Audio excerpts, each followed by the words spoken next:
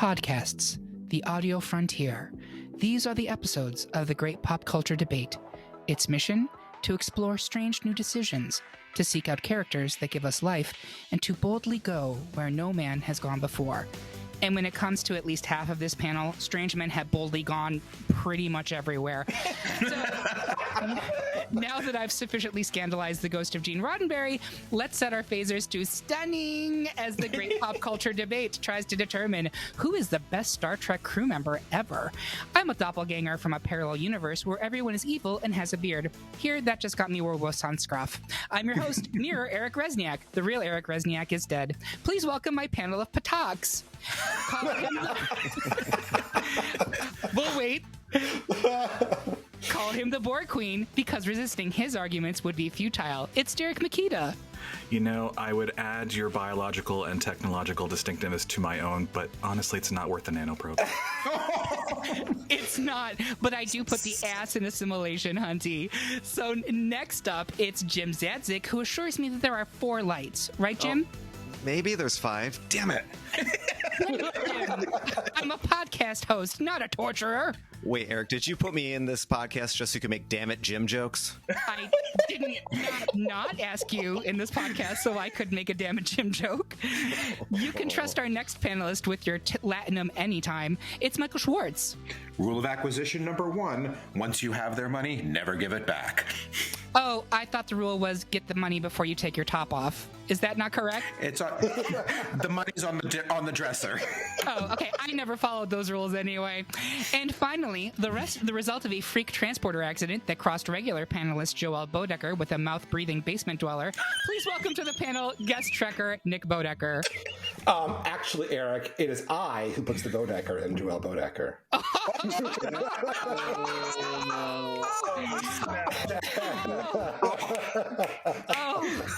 If anyone is still listening after this incredibly filthy opening, which is actually my race, incredibly filthy opening, we're going to continue on. As you may have noticed, that's 5 people on this panel as opposed to the usual 4. Well, I very much enjoy Star Trek and have seen at least most of the series and almost all the movies. This is a subject that really calls for expertise. So I will be moderating and acting as the tiebreaker, but will not be making arguments. That's up to these 4 captains. So before we get to the debate, how does this work? We made a poll of every main crew member of every Star Trek TV series and film, from the original series up through Prodigy. And yes, we did include the Abrams films. Note that we stuck strictly to crew members and main cast, but we may do separate episodes in the future devoted to Star Trek antagonists, cameos, or recurring characters. Nearly 90 people took the poll. We tallied their votes, ranked the picks by popularity, and added them to a bracket. Now we argue about it and insult each other, all for your amusement. Want to play along at home? You can. Head to greatpopculturedebate.com and go to panels and brackets. There you'll find the downloadable listener brackets for this and every episode of our little show. Do your picks match up with ours? Do you need to see us in your ready room? Let us know by dropping a comment on this episode at our website or by yelling at us on Twitter, Instagram, or Facebook. And lastly, if you're curious about how we went from the top 32 down to the stellar 16, become a Patreon supporter of our podcast. Our Patreons at the $5 level or higher get exclusive access to the warm-up/part 1 for each episode, in which we work our way through all of round 1. It's like a whole bonus episode for each topic, and it includes arguments you will not hear anywhere else. And it's only one of our great Patreon perks, so consider supporting us on Patreon today. And with all of that out of the way, let's engage and get straight to the debates. First up, it's ultimate number 1 seed Jean-Luc Picard from the Next Generation /Picard, who is poised to use the Picard maneuver to wipe out the chances of 4 seed Quark from Deep Space Nine. Derek, explain why we should make it so. Michael, channel Quark and make us a bargain we can't refuse. And I'm going to have Michael go first. I fully expect to be completely assimilated like Locutus of Borg, however, I feel like that we needed to give some love to my man Quark. Quark is... I think that one of the things that impresses me about Quark is actually the character development that occurs with him over the course of the 7 seasons of DS9 for you. We have an introduction to the Ferengi in a couple of episodes in TNG, but this is the first time that we really get to get in depth with any Ferengi characters. And you have Quark and you have Rom and you have Nog that are kind of Nog and Ram are recurring characters on the show, but Quark is, again, one of the characters that's on every single of the 173 episodes that occurred on DS9 for you. And his development coming from the very stereotypical look that we get of Ferengi and TNG, where it's the money-grubbing, can't trust them, anything, to a character that actually develops a heart, a soul, and a conscience over the 7 years of the series, that he becomes integral. You get his help that he has when the Dominion takes over the station. You know, he plays along with the occupiers at the time, but he's also there trying to help as much as he can to get the Federation, to get the Bajorans back into it, to take the station over for it, to get rid of the Dominion. You know, he plays both sides against the Cardassians, but in the end, he's a character with heart and soul that really cares for, you know, Sisko, Nerys, O'Brien, everybody else that are regulars on these shows for us. Granted, Jean-Luc Picard is the captain of the Enterprise, but who you see in the beginning of season 1, episode 1, An Encounter of Farpoint, all the way through the 7 years of the TNG series, there is some character development, but it's pretty much not too far off of what you get from episode 1 all the way through the end. Quark, on the other hand, does make a change in who he is and how integral he becomes to the Trek universe as he develops over those 7 seasons for us. Okay, so it's the argument of an arc, maturity, character growth versus Picard, who's arguably amazing from the jump. Was that your argument, Derek? Well, first I want to say that, Michael, I thought that was a beautiful tribute to Quark, and I agree with literally everything you just said. See, I'm right. Well, no, you are right about Quark being an amazing character. He is a Trek character. He is not necessarily a crew member in my mind. Like, he is a series regular, and that is why he's in these brackets, and got a lot of votes. But to put him up against Picard, maybe if it was Quark against like Dr. Bashir, I'd be voting for Quark. But he's up against Jean-Luc Picard. And I'm not going to go like super into depth, but let's start by saying this. No other Trek series to date has been so entirely centered around a single character, so much so that the show literally bears his name, Star Trek Picard. Jean-Luc Picard has been a part of Trek culture for nearly 35 years, and in that time, he has become so central to the ethos of Star Trek as to be inextricable. There have been many fine captains in Trek. None has more restrained complexity and honor than Picard, in my estimation. We have, or we'll talk about, many of the other series leads, including other captains, but the answer to the old question, Kirk or Picard, has never been more clear than it is here in 2022. By the time this podcast episode airs, Star Trek Picard will be finishing its 2nd season run, adding even more detail and nuance to one of Trek's most well-written crew members. We can save the meat of our arguments for later, as I'm fairly sure that he's advancing here. Quark is a fine character and honestly really put the Ferengi species on the map in a way that TNG never did or could. But come on, he's up against Picard. I kind of feel bad for this matchup. Fair. Jim, where are you on this?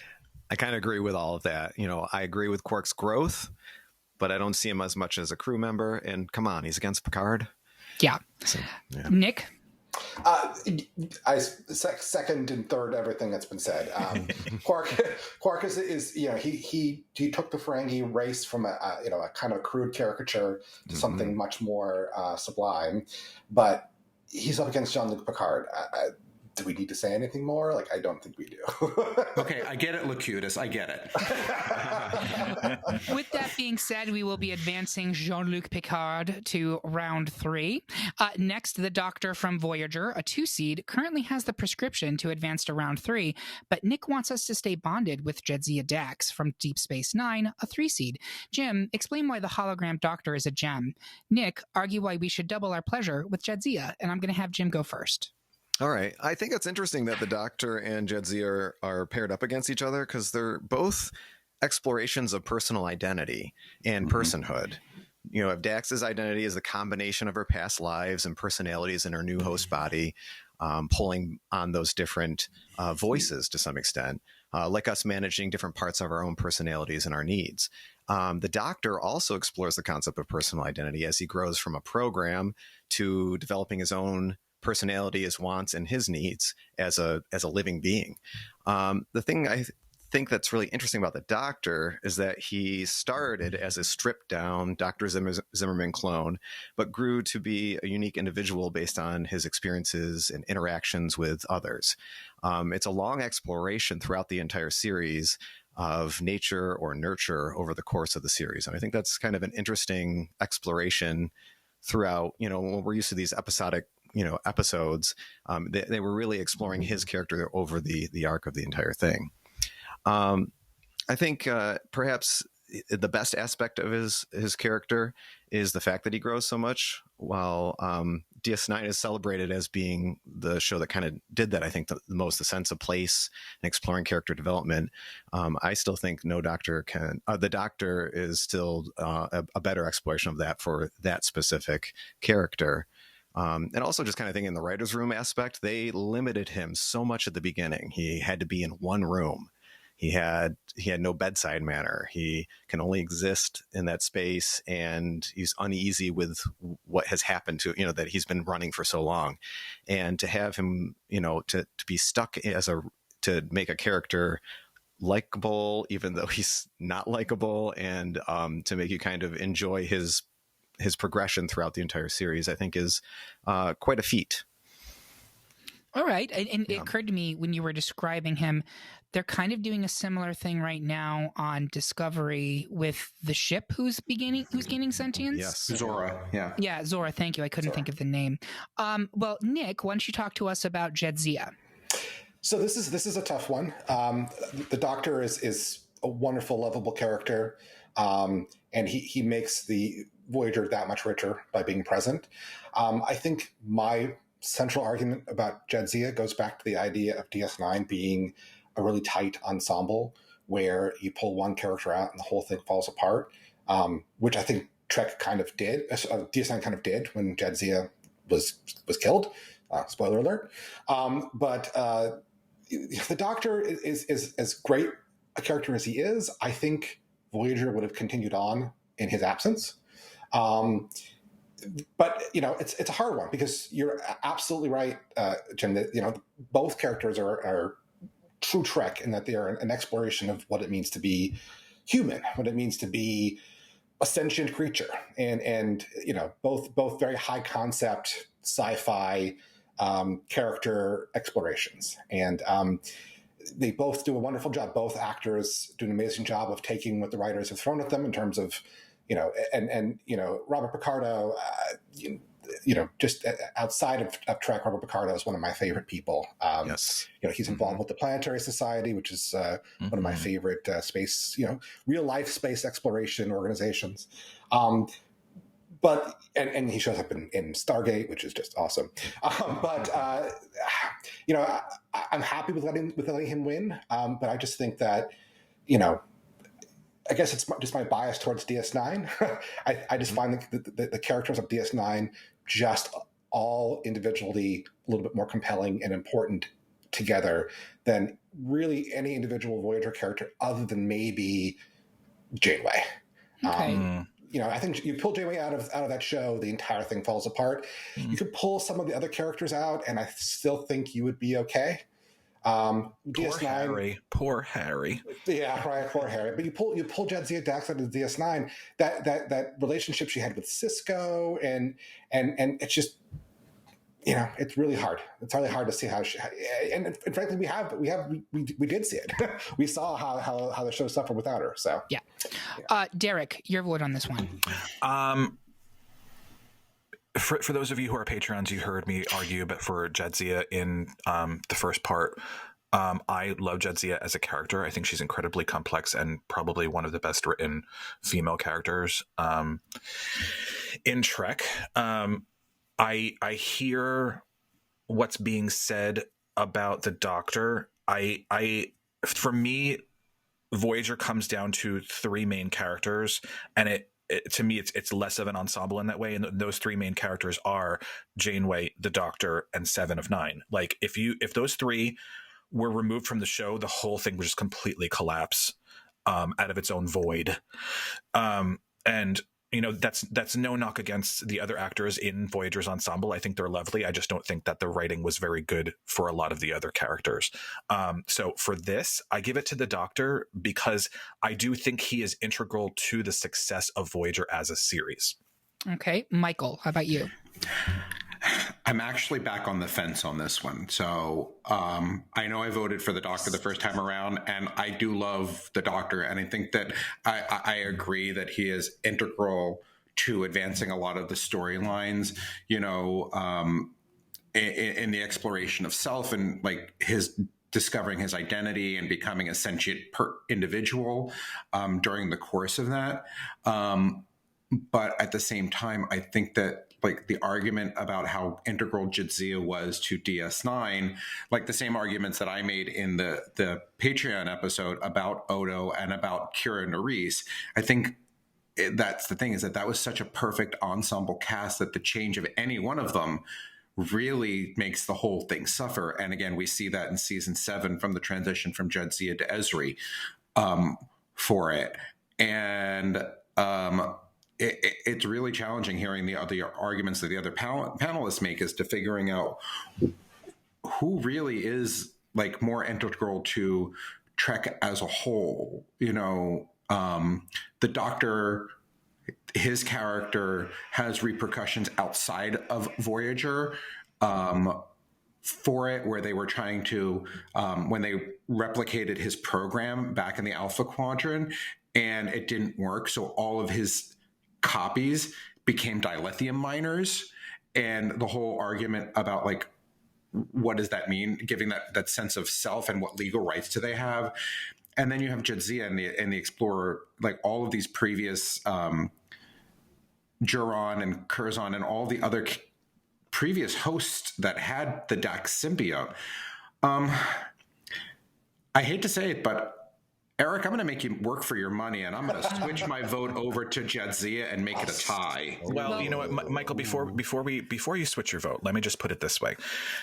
Czadzeck was, rightly or wrongly, and I poor Terry Farrell in this negotiation, she was written out of the show for the last season of DS9, and the show did go on without her. So I agree with the premise that DS9's ensemble is the key to its strength, and all the parts are sort of equally jiving together. But the way that the show moved on without her does make her slightly less integral to the overall story in the end.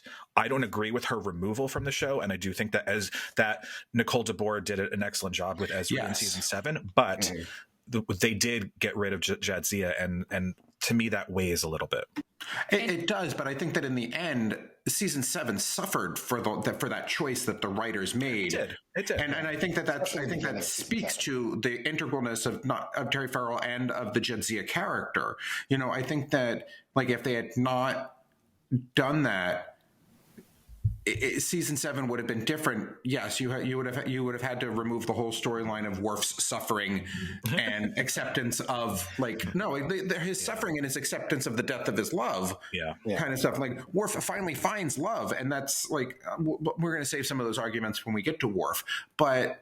No, I think that still the Czadzeck character and the removal of her and the change to Ezreal really did suffer, and speaks to her importance and how integral she was to the whole story and to the Trek universe as a whole. I'll before I make this decision, and it's funny because Derek, you just made the exact argument I was going to make, and Michael just responded to it. Does the panel believe that Voyager could have continued had the Doctor been written off? Go ahead.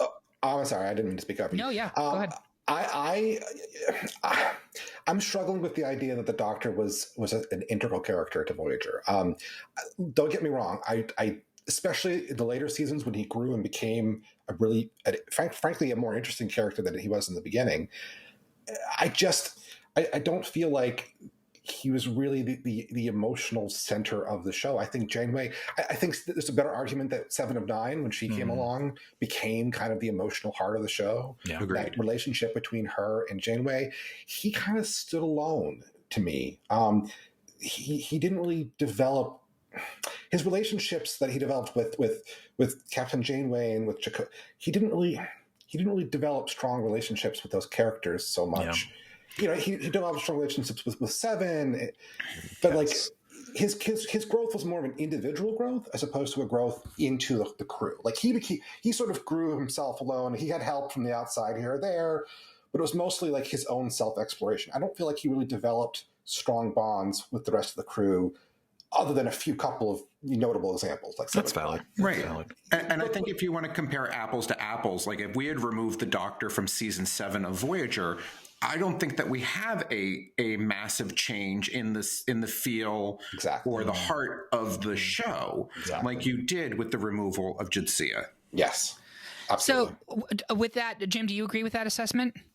I'll just throw out their Hollow Janeway as a concept of a crew member, and that his character kind of introduced that idea of a hollow crew member. That's true. It's true. Well, I mean, they had the emergency command hologram too in Voyager. Yeah. Like it's not Prodigy's not new for that. Yeah, and also though, I mean, there's the holographic captain in Picard. Is he the captain or?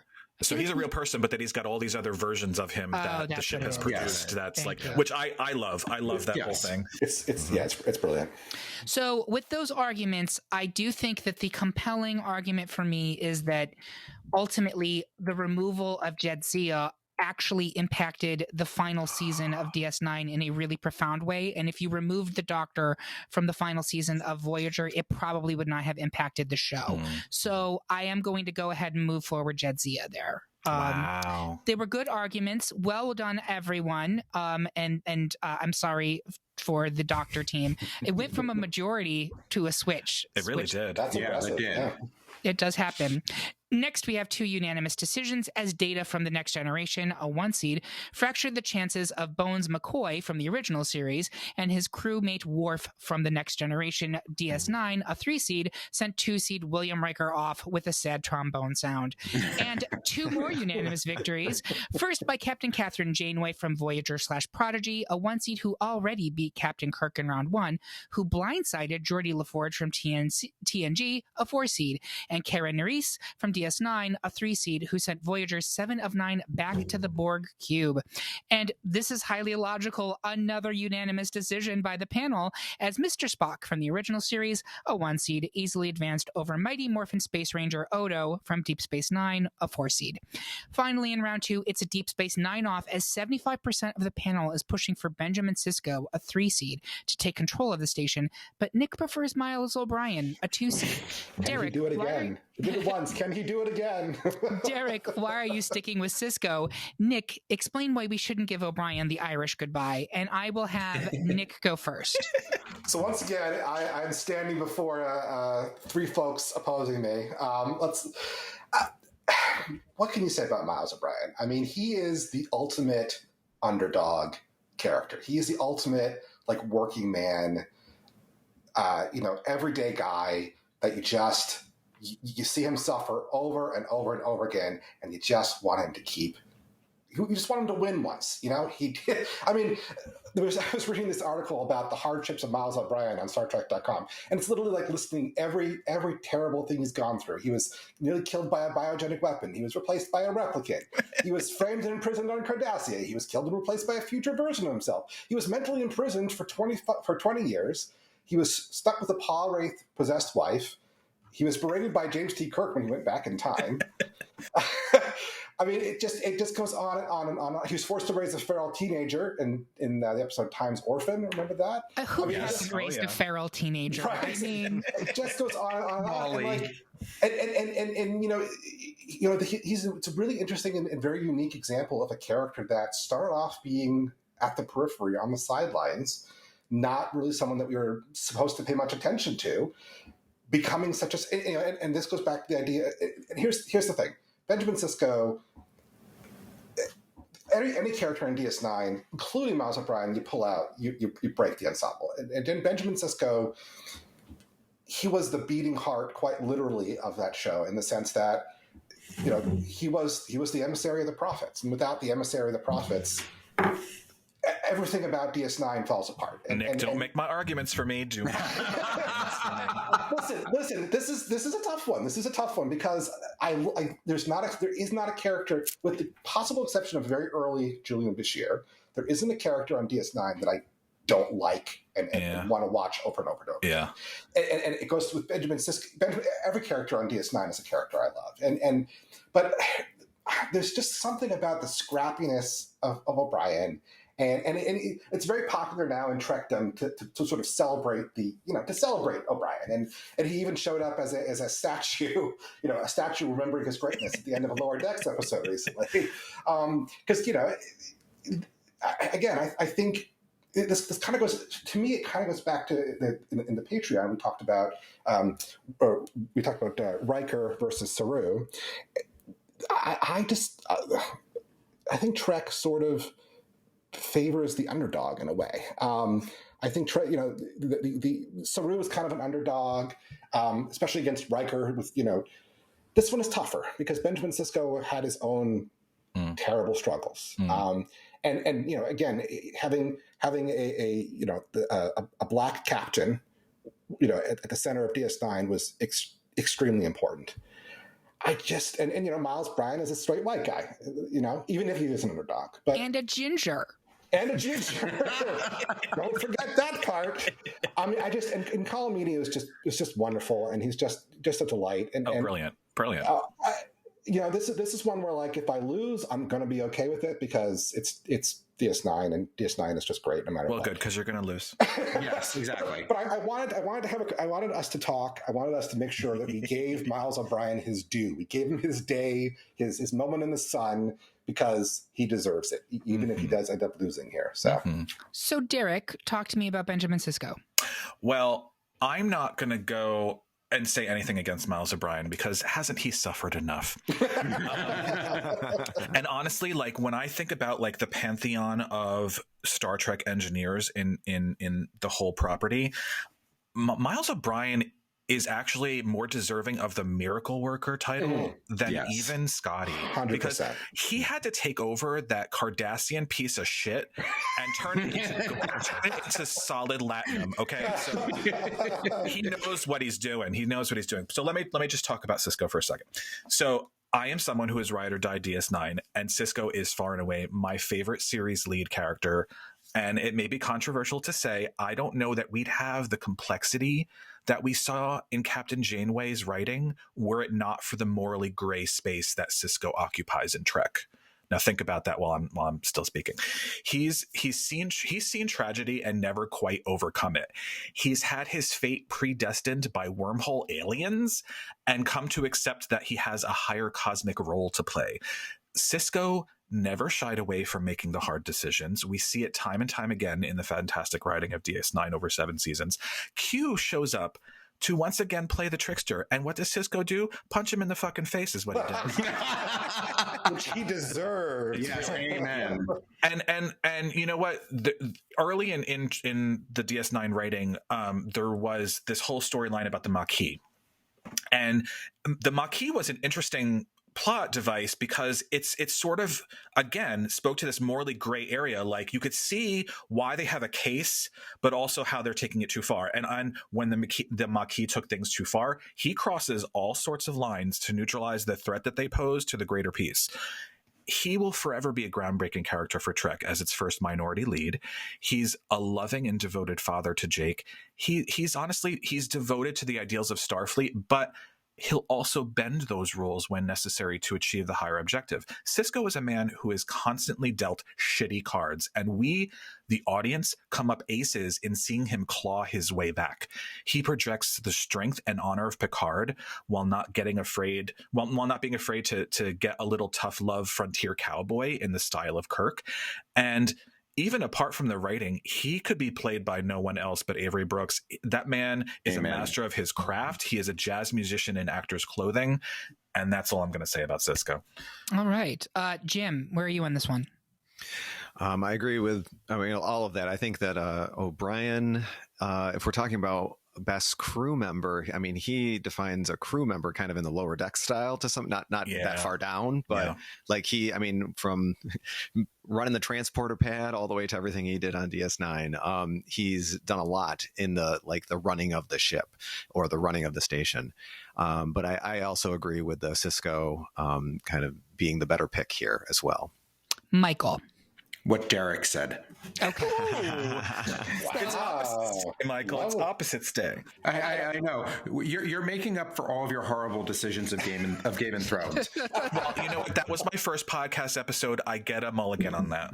And sure. as we've learned from this episode, your first season, your characters can sometimes not really work out. It takes years to really grow. There's an arc, right?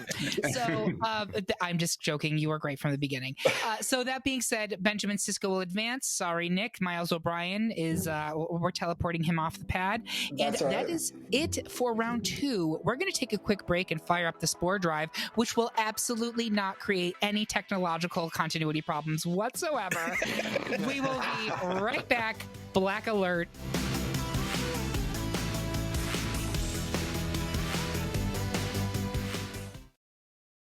And that filthy program you are running in the holodeck, because we are back for round 3 of our best Star Trek crew member debate. Before we get on to the Elite 8 matchups, I want to ask my panel, how can people hail you on social media? Open a channel. Derek, you go first. Yes, you can find me on Twitter and Instagram at DRKMKT. Great. And Jim? You can find me on Twitter at JCZAD. Great. And Michael? You can find me on Instagram at THERAX329. If you have a problem with what I say, DM me. There you go. And you can find me at Eric Rezsnyak on Twitter and Instagram. That's ERICREZ as in zebra, S as in snake, N as in Nancy, YAK. Or just message the at Great Pop Culture Debate Insta on our Insta account or at culture_debate on Twitter. So there you go. Now let's move on to round 3 before we attract the attention of Q or QAnon or either one of them, frankly. Oh, God. First up, it's the bald versus the beautiful, and they want your votes. It's Jean-Luc Picard versus Jadzia Dax from DS9. I'm going to put it to a vote. Let's see, Jim, where are you right now? I'm on Picard. Okay, and how about Michael? I'm going to be with the Dax side of the argument here. Okay, Nick? I got to go with my man Picard. And Derek? I love Jadzia, but it's Jean-Luc Picard. I mean, come on. Come on, right. This is not the Borg Collective. You're allowed to have your own ideas, people. You are. Do you want to try to persuade anyone with an argument here, Michael? Well, I mean, I think that a lot of people, and I'm not going to discount the importance of Picard in the Trek universe, but he's not the end all and be all of everything that happens here. So I don't think I'm going to persuade anybody here, but I think that, like, again, it comes down to, like, how integral. Like, I think that Jadzia just has more character development. We learn more about her. And, the same thing. If we had removed Picard from season 7 of TNG, nobody would have watched it. I get that. But I just, like, sure. I refuse to get onto the Picard bandwagon when it comes to this. And I know I'm going to get shit for this, but you know what? I'm allowed to have my opinion, no matter how wrong you all are. Michael, I look forward to Star Trek Dax at some point, but it's not going to happen. Well, no, okay, but like we do get Trill symbiotes, and it may not be the Dax symbiote, but we have options here. And I will say this, it is interesting to me that when I think at this point there's only 2 actual captains left in this race. All the others have been knocked out. One of them was never actually in it. No, we have 3. Cisco, Janeway, and Picard are still here. Okay, so out of the Elite 8, 3 out of the 8 are captains. But let me ask this question then: did anyone change their opinion? Or are we still going forward with Jean-Luc Picard? It's going to be Picard, I know. It's going to be Picard. It's Picard. All right, we're going to move on with Jean-Luc Picard, and Jadzia Dax is doxed. Next, we're talking exclusively about My Generation as Data goes up against Worf. I'm going to put this to a vote as well. Michael, which side are you on? Worf, son of Moog. All right. Jim, where are you? Look, I think anything I supported so far has gotten voted down, so I'm afraid to say anything. But no, Data's mine. I like Data more over Worf. All right, Derek. It's Data for me. And Nick. Little life forms, you tiny little life forms. Where are you? It's Data. Come on. None of this come on stuff. Why? We have not talked about either of these characters really, so I think it is fair. Derek, talk to me a little bit about Data. Yeah.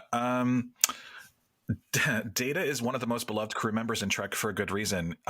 He has this childlike exploration of humanity that he goes on, but also this like dispassionate logic to rival any Vulcan. He's fascinating to watch. His very existence is time and again called into question as Trek's most important embodiment of artificial intelligence. We kind of we delight in his foibles and we cheer on his successes. And, you know, even in the shadows of the plot of Picard season 1, Data looms ever present. You know, there's this awkwardness to his intelligence. And even if it is by design, that nerds can relate to.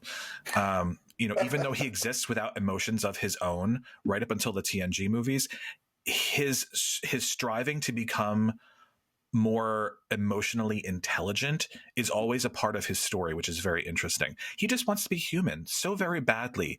And Riker's quip calling him Pinocchio in Encounter at Farpoint really does set up the character that we would come to know and love. There is a childlike innocence to Data and also an unwavering moral compass that even the human characters come to admire and strive toward. That's why he's seated so high in these brackets, and that's why he deserves a place at the very top. Yeah, he is a 1 seed, which is important to note. So, Michael, you're the only one currently voting for Worf. Talk to us about Worf, because we really haven't talked about him yet. Right. So here's one of the few characters that crosses over between two of the series. We get him in TNG, where he grows as a human being and becomes more important. Like after human, how dare you, Klingon. I'm speaking. Yes, I misspoke.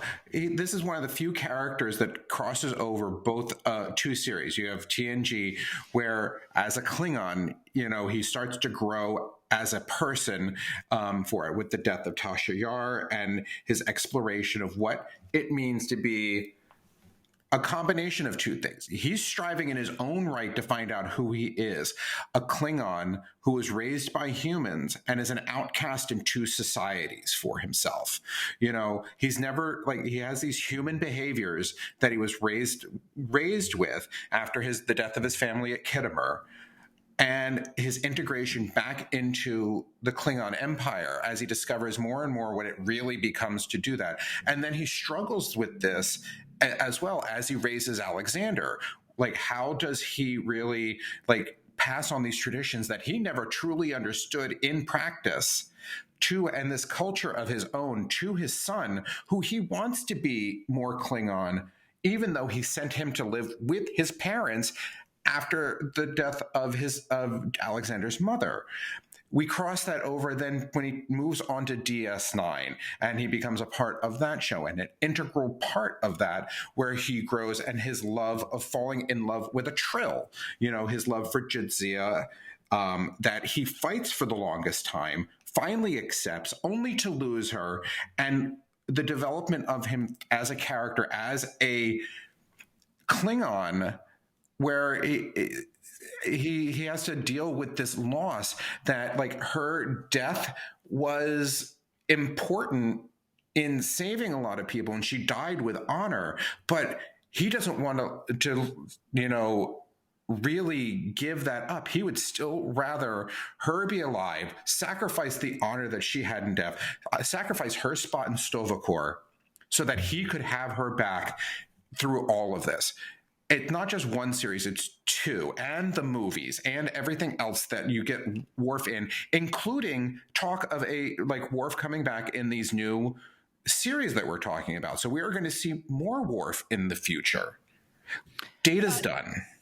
Data is done for sure, although he is still kind of propelling the at least through Picard season 1, he's propelling the narrative even when he's dead. I mean, that last scene in Picard where it's him talking to Picard, who is now a synthezoid himself, right? That's where we left Picard season 1. Right, but and that's kind of like, well, this is what it's like now. I thought that was really compelling. And you also have him playing the doctor who created. I thought that was all really interesting stuff. It was funny. So this is me showing my no Star Trek knowledge mouth. I didn't realize all that stuff about Worf's backstory being raised by humans. It's kind of the reverse of Michael Burnham in Discovery, where who was raised by raised by Vulcans, right? And I'd never made that connection, so that's super interesting. With that being said, I do want to put it to a vote. You've done a great job explaining why Worf is an integral character. Jim, are you sticking with Data? Yes. Okay. Nick? Yes. And Derek? Yep. Okay, so that was a great argument, Michael. Unfortunately, we will be. I put Jean-Luc Picard versus Derek, but I really meant Data. So next up, yeah, everyone vote. If you want Jean-Luc Picard, you want Would Derek. I would lose. No comment. Next up, it's ladies only in the next round, as Captain Catherine Janeway has to engage Kira Nerys. So I want to ask Jim, where are you coming down on this one? Janeway. Okay, Nick Janeway. and Michael. Janeway. Oh boy, and Derek. Janeway. Okay, we love it. We love a unanimous decision. And finally, in the Elite Eight, let's mind meld and determine a winner between Spock and Benjamin Sisko from DS9. Michael, you go first. This one's really hard for me. I think, though, because we talked a lot about Sisko in the previous arguments, and I agree. We haven't talked a lot about Spock, but Spock is the TOS character that really transcends everything. Absolutely. Mm-hmm. You know, yeah. He's like he's part of the thing. He shows up in TNG. He also he's a part of Discovery with the Spock character there for us too. And I think that in the end, Spock is eternal. He definitely becomes he's more than just the original series kind of stuff. He plays a part in every single basic series that comes out in some way, shape, or form. He just hovers there. You compare almost every other Vulcan that you see to him. Like in the series that we don't talk about in Enterprise, you compare T'Pol to Spock. Yeah. You know, and yeah. I think that's why I think Enterprise comes up short in a lot of spaces, is that, you know, you're comparing an early Vulcan to Spock who comes later, and they just can't compare to each other. So I think in the end, I have to go with Spock on this one. He's also the original alien crew member. Yeah. Correct me if I'm wrong. There's he was the only aliens on TOS. No, that's correct. Yeah. Nick, where are you on this one? It's tough because, you know, DS9 is definitely my favorite Trek show. And Sisko is, like I said before, the heart of DS9. But Spock, you know, and later on I have Spock losing, spoiler alert, in my bracket. But I don't know. He reflects. This is tough. It is tough. I really sort of want to say Spock, almost out of this feeling that Spock is like so connected to Star Trek that to not have Spock move into the final, you know, the final showdown would be sort of wrong. Because, you know, like when you ask the public at large, Star Trek, what do you think of when you think of Star Trek?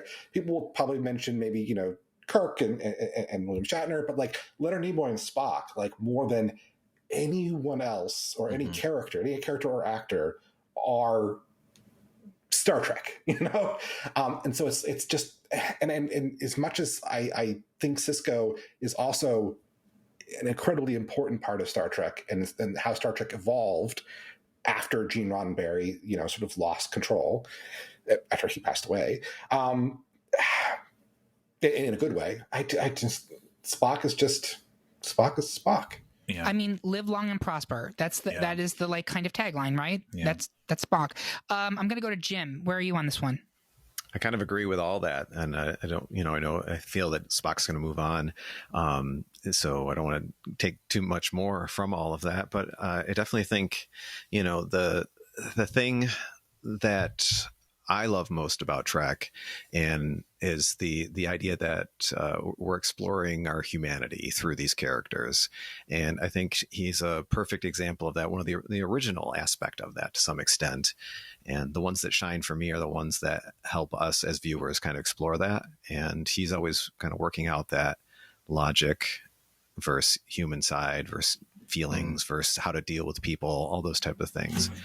So I think that's a big aspect that makes him a great, member of a crew too. He grows with that. Absolutely. Yeah. Derek. I would argue that you would not have Trek at all were it not for Spock. And it really just goes back to the very, very beginning, where the only character that survived the cage and the recasting of Star Trek and a new pilot was Spock. And granted, they changed aspects of his character for what we came to know as TOS. But out of all of these series, if you remove the archetype of Spock, the whole series, the whole universe falls apart. And it's because when you sit down to write a new Star Trek show, especially back in the 90s, they always say, who's the Spock character? We know that Data was the Spock character for TNG, and we know that 7 of 9 in a lot of ways became the Spock character for Voyager. So Spock is just it's the linchpin that's really holding Trek together. Yeah. So I believe we're unanimous here for Spock, correct? Absolutely. Yes, I believe so. Yeah. Which gives us a final four, and I think this is so interesting. Jean-Luc Picard versus Data, Janeway versus Spock. That's 2 captains versus 2, I'm going to use the term Spock characters. It's like literally that's what it is, right? Yeah. 2 captains versus essentially 2 second bananas. I mean, Riker is the second banana, but like the other character on their crews, right? That they're both the alien character, although Next Generation had multiple aliens, but you see what I'm saying. It's sort of the 2 sides of Star Trek in a way. It's like, you've got the exploration of what it means to be human, and sort of like, the what Gene Roddenberry wanted humanity to evolve into as sort of seen in the characters of Picard and Janeway as these sort of like extremely enlightened but still human and complex characters. Yeah, they are also, if I may add, all 4 1 seeds. It's actually very rare in the podcast that all 4 1 seeds make it to the final 4. True. So that is remarkable to me. With that being said, let's get right on to it. So Jean-Luc Picard versus Data. We're going to go around the horn. I'm going to start with our guest star, Nick. Which one? Jean-Luc Picard. Okay, I'm going to go to Derek. Picard. I'm going to go to Jim. Picard. Michael. Picard. Really? Yeah, no, I did not want to advance Data forward. I have issues with Data as a character, but so yeah, Picard. I have Data issues too. I have unlimited, and it still is not enough. All right. Moving on to Janeway versus Spock. We're going to go opposite direction. Michael, which one are you? God, it's tough. This is really tough. I mean, I feel like I'm going to end up in the minority here, but I'm going to go Janeway. Okay, that's okay. Let's take a pulse first, and then we'll have arguments. So, Nick? Janeway. Ooh, all right. Jim? Ooh, it's a tough one. That is really tough. And but I think some good arguments were made about Spock. So I'll go with Spock at this one. Okay. Derek? I'm sticking with Spock. Okay, so we are split. I want to hear arguments on Janeway. We literally haven't talked about her yet. So who would like to talk about Janeway here?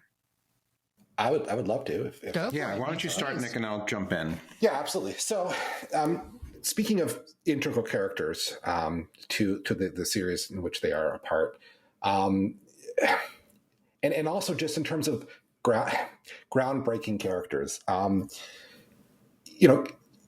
when they there was really there was some bad noise that was made when we learned that the captain of Star Trek Voyager was going to be a woman. Mm-hmm. I distinctly remember hearing some talk amongst certain Star Trek fans about how that was a problem. Yep. And I was like, the hell with you guys. That sounds amazing. Mm-hmm. And I think it's about goddamn time. It's just, the character of Catherine Janeway is just she both defies and embodies what it means to be a woman in sort of today's society. Like she's both maternal and yet commanding at the same time in equal parts. She's both feminine and I guess masculine in equal parts as well in terms of her character. Like she's able to sort of walk that line between the two. I mean, the bonds that she makes between herself and her team members are family bonds to a degree that I don't think you see, even in DS9, where those characters become very bonded as well. You don't see that in another Trek, where the characters truly become a family. And part of that, I think, is the unique nature of the situation Voyager was in. But, the relationship between Janeway and Seven of Nine in particular, I thought was just amazing in terms of, it was almost became this sort of like mother-daughter relationship, mentor-mentee relationship. But she had such close relationships with all of her other characters, and yet at the same time, she was in charge. She was the boss. When situations went wrong, her crew looked to her to be in command, and she never shied away from. I mean, and she stood up to the Borg themselves to protect her crew and get her crew through. She took a ragtag crew of rebellious Maquis and hapless Star Trek officers. I'm looking at you, Harry, and molded them into a crew, despite the fact that they were, light years away from home. And she made, not only that, but she made sure that the Star Trek ideal, the Starfleet ideal of exploration, and peaceful exploration, and also respecting the rights of others and other cultures were upheld, even though at times that slowed down their journey home. And they actually, we saw what happens when you sort of like push those Star Trek ideals aside in order to try to get home. We saw that with the Equinox, for instance. There's so much to say about Catherine Janeway. Right. There's so much to say about how amazing her character was, how groundbreaking it was. There's so much complexity there. It's just like I could go on and on, and it's almost hard to know where to stop, because it's just, to me, she is just like, she's the ideal of where I want, the ideal of what I want to see when I watch Star Trek, Okay, Michael, do you want to pick that up? Yeah, and I think that when you look at the Jane, in terms of any of the leader roles that are in any of the Star Trek franchises for you, Janeway is dealt the hardest hand to deal with out of anybody. Her ship is transported 70,000 light years from home. It is a dire, desperate situation that anybody else may have fallen apart, but she manages to integrate two opposing crews together, create a working environment, face situations that honestly no other series faces in it, pulls them together and manages to bring them home to the Alpha Quadrant. There are losses, of course, across the entire thing, but dealing with species that nobody had ever, and situations that nobody ever, dealing with the Borg as the only Federation ship in that quadrant at the time, So I think that the leadership of Janeway, the way that her character develops, still putting forth this soft human side, but still being a hard ass captain when the time needs to be, when she's faced with hard decisions. She has a crew made up of a former convict in Tom Paris. She's got Chakotay of the Maquis. She has her right-hand Tuvok. You've got Harry Kim, who suffers all the indignities in the entire world during that series. She has Neelix and Kess, who they have to lose, and then they get Seven of Nine, reintegrating a Borg into humans, into a non-Borg environment for you.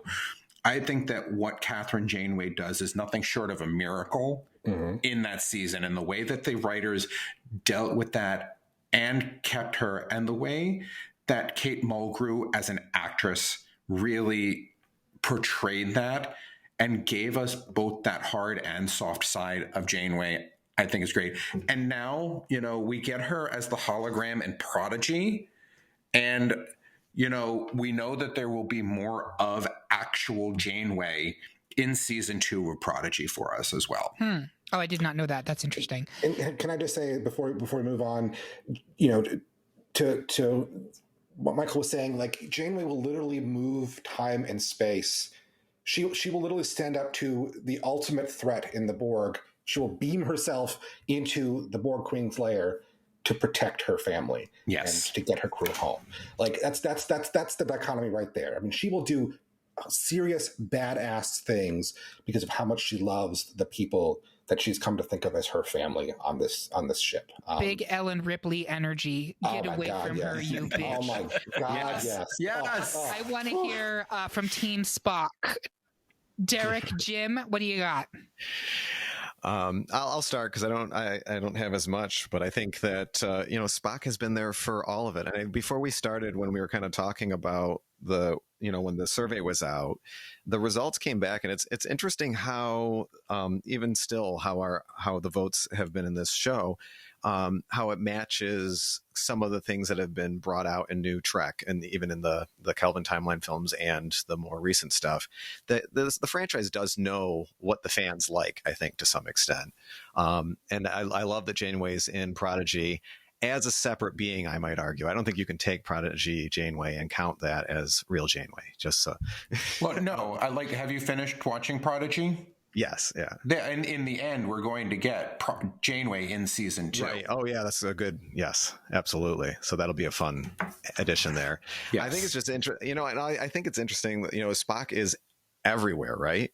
So original series, Discovery, animated series, 8 feature films of the original placement, 2 episodes of Next Generation, short treks, upcoming Strange New Worlds, and there's double Spock in 2 of the 3 Kelvin films. No offense, I'm just going to jump in here and say we stopped talking about Strange New Worlds because we don't know how that's actually going to play, and I don't think that should be a part of this conversation.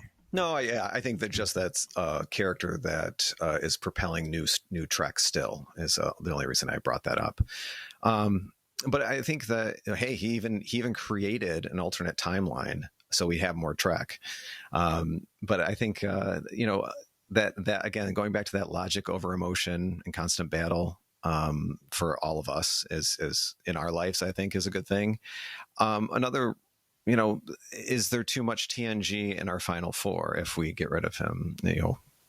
I'm just kind of looking at the TNG era, because that's where Janeway, I think, kind of. Sure, the 90s to early 2000s is a fair point. Spock is the only one that's outside of that right now. Although, as you point out, Spock is a constant. Like, there have been 3 prominent actors who have played this one character, which is, I think, kind of. I mean, certainly there have been multiple actors who have played other characters in Trek, but Spock has had feature presentation versions by 3 different characters, all of whom have done very well, if I may add. Derek, I don't think by arguing for Spock we're taking anything away from Catherine Janeway. I think Catherine Janeway stands as a singular character in her own right in the pantheon of Trek in a very strong and incredible way. The thing about putting her up against Spock is what I said before. I think Spock is ever present, and I think that he is this constant catalyst of pushing the series forward in ways both real and sort of hinted at, I guess. So I still stick with Spock here. I don't know. So has anyone changed their vote? Michael, you're sticking with Janeway. I'm sticking with Janeway, and I just want to one of the refutal is that when it comes to the films, anything outside of the television series, it's all TOS driven. Whether that's the original series, and that's because that's what most mainstream people are familiar with. Sure, right? Like Spock, for instance. Right, exactly. but that's no, and I get that, but the Paramount, who owns the franchise, is not going. They're going to stick with anything that's original series related. So that's going to be all of your Kirk and Spock characters, yes, but that doesn't mean that they're the only things in the universe for the people that truly enjoy Trek and the entire universe. There are things outside of the TOS series that are more, I think, more moving. Well, Michael, you're not wrong, because they're using Janeway in new ways that are fresh and are, and we of the TNG era can appreciate, So I think Janeway is getting her due. I don't think anyone's discounting her contribution as a character to the mythos of Trek. No, and I agree on that, but I think a number of arguments that people make are that like Spock is also out there in the movies, and I think that's true.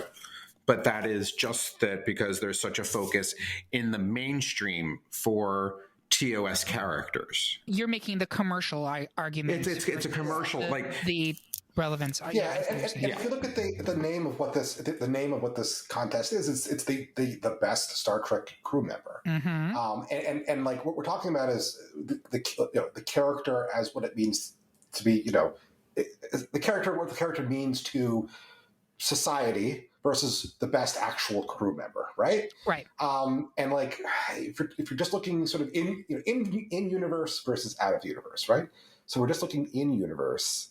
That's why Catherine Janeway just stands out to me, because I think agreed. In terms of a crew member, Spock is amazing in his own right, absolutely, and that's why I voted for him over Sisko before. But like, and how important he is important. But just as a crew member, like Janeway just stands out. So this is great, and it's a really intense debate, and I think everyone has made excellent arguments. Here's where I'm coming down on this one.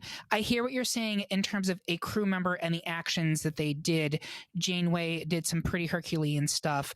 I guess I'm looking at this as we pointed out, Spock was the only non-human on the original Enterprise, and that type of a character and archetype, which we refer to as like the Spock type character, is integral not only to every Star Trek series, but integral to the entire premise of Star Trek, which is that multiple people from different backgrounds all getting along and coexisting and trying to find a better future, right? You could also make the argument, which I was thinking when Nick was mentioning about the backlash to a woman being made a captain, like literally this is the arc of progress being kind of played out in front of us on a show, right? And now, 30 years later almost, people are like, well, of course you can have a captain who's a woman on that. That's not an issue, but it's incremental progress, right? Like when Burnham was announced for Discovery, people were like, oh, and now we get our black woman's captain. Is that what we're doing? And it was like, kind of yes, but also we need to like actually accept that is a thing that should be completely normal. And in the 23rd, 24th century, whatever, it would be. Like, it would not even a question. So I think there's really compelling arguments, I guess, from where I'm coming from in terms of like, I think we may be a little bit slighting Spock as a crew member and his actions, because there are many, many times when he pulled the Padge, right? And he got them out of a lot of hot shit. I do think, for me, and you can disagree with me and come for me, I'm giving the edge to Spock here. I'm sorry. So that means we have a final two of Picard versus Spock, and I want to go around the horn. Jim, who wins? Picard. Derek. Come back to me. Okay. Nick. Picard. And Michael. Picard. Derek. Oh, God. It's not going to matter whether I vote for Spock here because it's 3 against 1. So I'm going to give it to Spock for all of the reasons I've mentioned before. I take nothing away from Picard and his contributions. I argued for Picard earlier. So I will feel very good about dying on Mount Saleya, if you will, and going with Spock. Okay, Amy Pilot. And I do think we got to a point where people are like, well, we're not just going to advance Jean-Luc Picard because he's Jean-Luc Picard. It's very much the argument. This is such a stupid thing to say, but in the best pizza topping episode, people were like, you can't just advance pepperoni because it's pepperoni. Picard is the pepperoni of Star Trek. Picard is Star Trek's pepperoni, but that being said, there's a reason for it, right? It's because he is a really well-drawn character. And I will agree with the arguments made earlier in this episode that the Picard that's at the end of TNG is not that different from the Picard at the beginning of TNG. Now, the Picard in Picard is a different man. I actually have to disagree with that. Really? You think he's had an arc? I think he's had an arc. And this is something that I was thinking about coming into the character of Picard. I think he has had an arc. It's very subtle. But I think very subtle. Well, hang on. Let me explain. So he starts out as someone who's very emotionally distant from others. His type of command is very different from the kind of command that Catherine Janeway does, for instance, which is, he's the commander. The relationships with his subordinates are purely professional. He doesn't get involved in their lives. He doesn't really get involved with their children. For instance, I'm looking at you, Wesley. Like to the point where the point where he actively despises Wesley because he's a child, right? Like that to me is a character flaw. Frankly, I think that kind of command, but he learns, he changes over time. He has experiences that I think opens up his heart.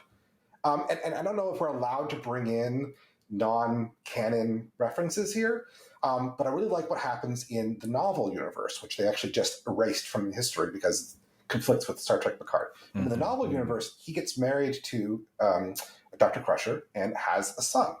And to me, that is sort of Picard's arc, is learning how being a commander doesn't necessarily mean that you have to be distant from the people that you command, the people around you, that you can be part of their lives. And that, to being a commander doesn't mean you can't also be a father. It doesn't also mean that you can't have other responsibilities. And he learns this through, I think, experience with Wesley and how he sees Wesley grow and Wesley becomes, this annoying little brat to this sort of amazing, transcendent traveler character. You see that with how he responds to the death of his nephew. And his brother, he sort of realizes that how the importance of family is sort of almost too late in a way, and it really strikes him at his heart. It's definitely not something that they emphasized. It's definitely not something that the writers really played up in the show. Like Picard was definitely, and that's just with TNG in general. I feel like most of the TNG characters, some of them had more arcs than others. Like Data, I think probably had the most arc of all. Yeah, for sure. That was just sort of the way TNG was written. It was written to be episodic. You could watch any episode at any time, and to be in syndication, right? Any episode at any time, and you would understand what's going on. So, but like to say that Picard was the same man at the end of season 7 as he was at the beginning of season 1, I think is totally wrong, because I think he truly does grow to see his crew as a family. And you know what? In the very last episode of the poker game, right? The poker game, when he finally sits down at the poker game, absolutely, it's like he's finally accepting, because the experience that he has during All Good Things, where he sort of realizes that he's this life that he sees in the future of him being this sort of lonely old man, who's divorced from Dr. Crusher, and who's living on a vineyard all by himself. Which ironically is what he ends up becoming in Picard. Yes. We can talk about. We can talk about this forever. I mean, yes, we could. Absolutely. There's some decisions they make in Picard that I kind of have trouble with in terms of his character. But, I just think, anyways, I could go on, but, I do think that Picard does have some arc to him. He's not just, a flat character. That's fair. And I just wanted to give a moment to him, because I didn't want us to kind of be like, well, Picard wins because he's Picard. I wanted just to have that moment where we're like, no, there is a legitimate reason why he is beloved and why he is kind of the statesman. He has taken over the reins of the statesman from Kirk, I think, at this point, because he doesn't have the problematic aspects. Yes, he's a white man, but he's not problematic in the ways that Kirk was, who was kind of the original dude of Star Trek. Space Lothario, which frankly sounds like a great time, but that is not what we are here to talk on your own one time Eric is off. And I will. So there you have it. Our pick for the Star Trek crew member is Jean-Luc Picard. Do you agree? Do you think that this was as rigged as the Kobayashi Maru? Tell us how you really feel by leaving a comment on this episode at greatpopculturedebate.com or find us on Instagram, Twitter, Facebook, or YouTube. While you're there, make sure you subscribe and follow the podcast so you can hear about what new debates are coming up, vote in open polls, and even decide which topics we tackle next. I want to say thank you to my panel. Getting to work with you is the best part of my Prime Directive. And thank you for listening. If you loved what you heard, please consider supporting us on Patreon, where you can get even more exclusive content and you get episodes a whole day early. We hope you have a good one. And remember, everyone is entitled to their wrong opinions. Unless you're a Vulcan, that would be illogical.